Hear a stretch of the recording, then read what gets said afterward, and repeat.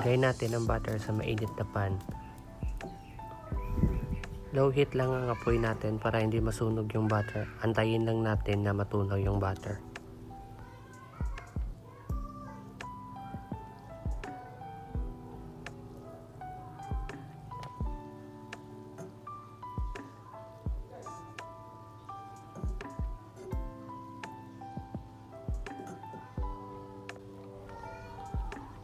At kapag natunaw na ito, pwede na natin nilagay ang ating crispy fry mix.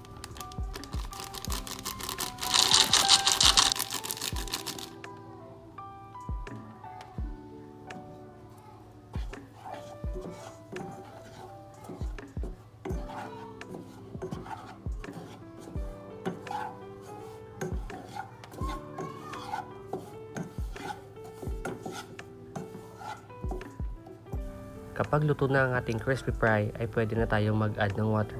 2 cups of water ang nilagay ko dito.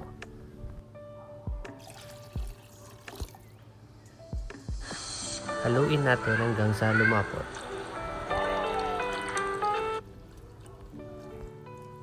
Huwag muna natin lakasan ang apoy guys hanggat hindi pa natutunaw yung ating crispy fry mix. Tunawin muna ito bago natin lakasan ang apoy.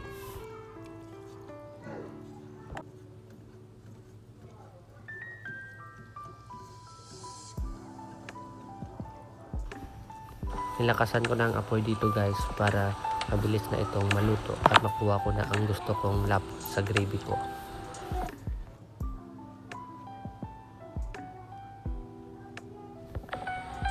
At ito na guys, luto na ang ating gravy. Meron na tayong gravy. Salamat sa panonood. Hanggang sa muli.